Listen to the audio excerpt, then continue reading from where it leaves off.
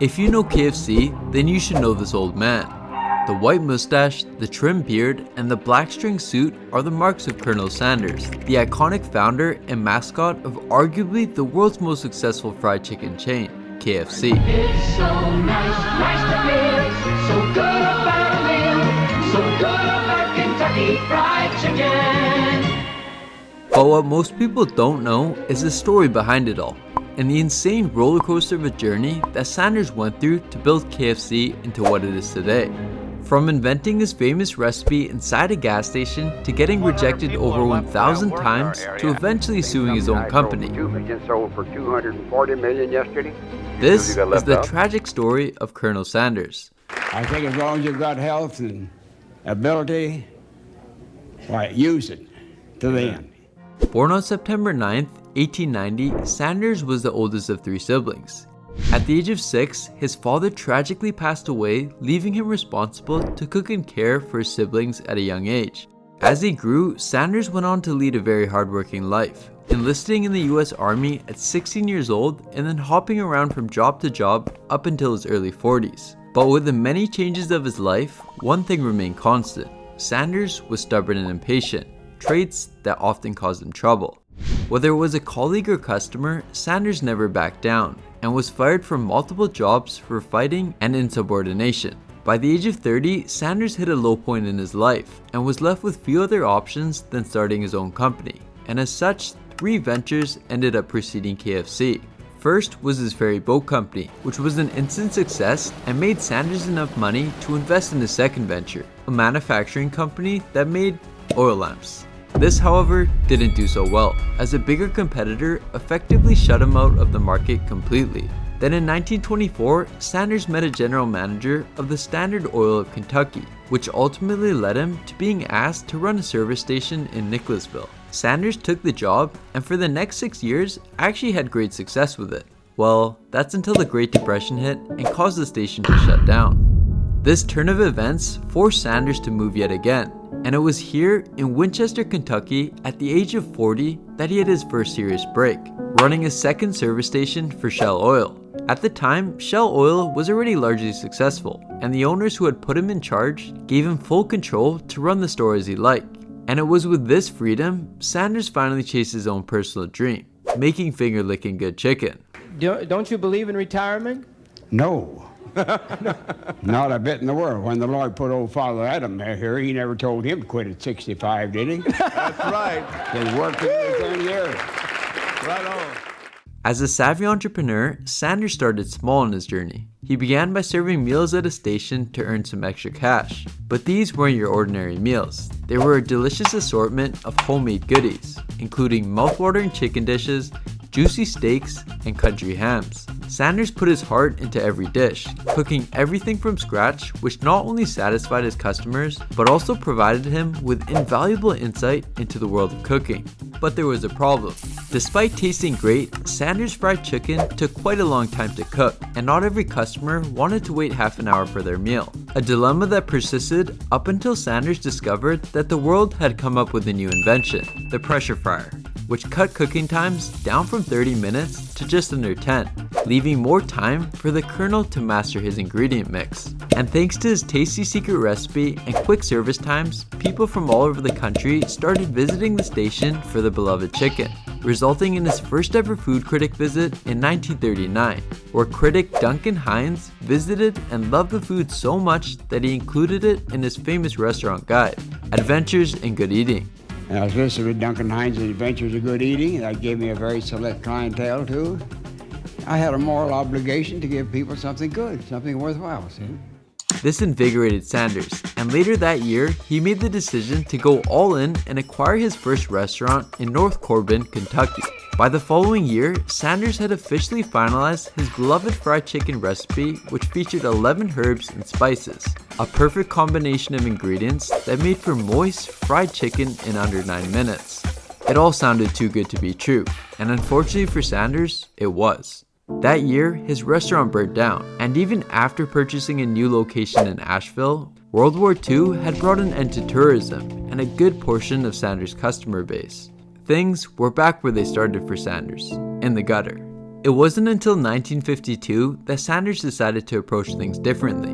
Instead of trying to make it on his own, Sanders opted for franchising away his secret recipe. And at first, even that failed horribly. Sanders was rejected by a whopping 1,009 restaurants before one actually agreed to go into business with him.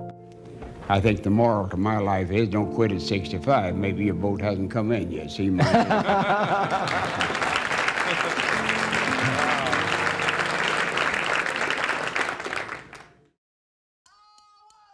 His first franchising partner was none other than Pete Harmon, owner and operator of one of the largest restaurants in Salt Lake City. And thanks to Sanders' fried chicken recipe alone, the restaurant saw a 75% increase in sales, meaning the KFC recipe was an absolute success even outside of Kentucky. The success of that Utah restaurant brought Sanders back into the spotlight, who deep in his heart still wanted to run his own restaurant.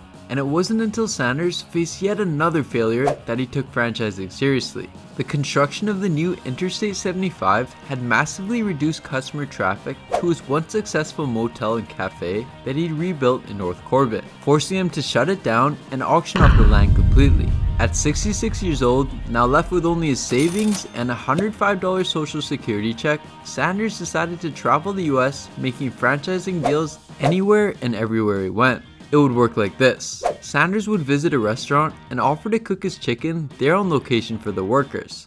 If they liked it, Sanders would begin the franchising negotiations with whoever was in charge. And as daring as it worked. Things grew rapidly for Sanders, and eventually he no longer had to travel the country to pitch his idea.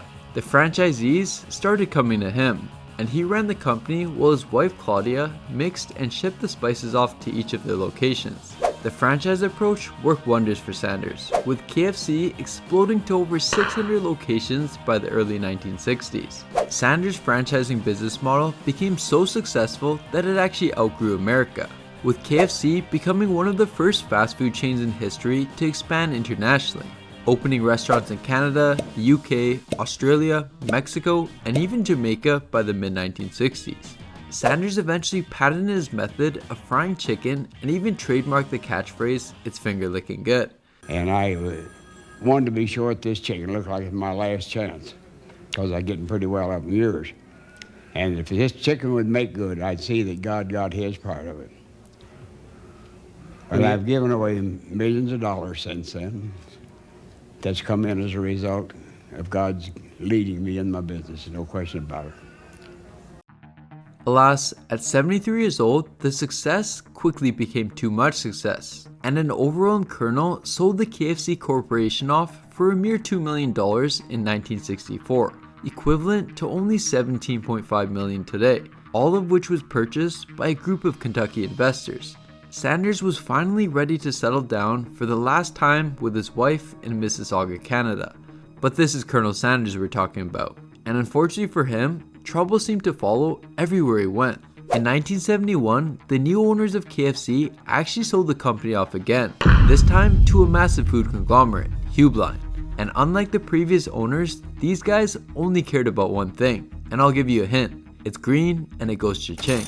Hubeline's first change as active parent in power was to change the entire recipe of both the fried chicken and gravy, claiming that the old recipe was too expensive and far too difficult to make. And when Sanders gave the new cheaper recipe a try, he was more than furious, publicly describing the gravy as a wallpaper tasting sludge and the fried chicken as nothing more than a damn fried dough ball stuck on some chicken. It seemed as though everything he'd spent his life fighting for was quickly going down the drain. Sanders was so frustrated with the frequent changes and lack of care towards the quality that one day he snapped. He'd announced he would open up a competing restaurant under his wife's name, Claudia Sanders, the Colonel Ladies Dinner House. And as you might have guessed, Hubeline didn't like that. The lawsuit had begun, Colonel Sanders vs. KFC, and it wasn't going down without a strike. KFC's lawsuit against Sanders argued that he shouldn't be allowed to open up a restaurant under his own name, or using the Colonel branding as a whole. As crazy as it sounds, Hubeline claimed that KFC, the company Sanders birthed, owned the rights to Sanders' own name. Now, although the lawsuit seemed to be strictly business on paper, Sanders believed that the suit was personal, with the new owners trying to stifle his ambitions as a form of retaliation for the Colonel speaking out. So in response, Sanders sued KFC for a whopping $122 million for using his images to promote items he wasn't involved in creating. Now, if you remember the Colonel's history, you'd remember these two things. 1, he was nothing short of a fighter, and 2, he was never that financially successful. As a result, Hubline offered the Colonel a staggeringly low $1 million to settle the suit out of court, and the Colonel agreed. In return, Sanders would rename his competing restaurant and end his negative critique forever. Since the lawsuit, KFC has undergone multiple recipe changes due to regional differences, economical issues, and of course, the secrecy now surrounding the real original recipe. Colonel Sanders passed away in 1980 after a 6-month battle with leukemia, but both Claudia Sanders Dinner House and over 27,000 KFCs around the world remain open to this very day, a legacy created through Sanders' hardship and willpower. If you enjoyed this video and want to see more finger-licking good content on your favorite businesses and brands, make sure to subscribe to my channel below. Thanks for watching and see you next time.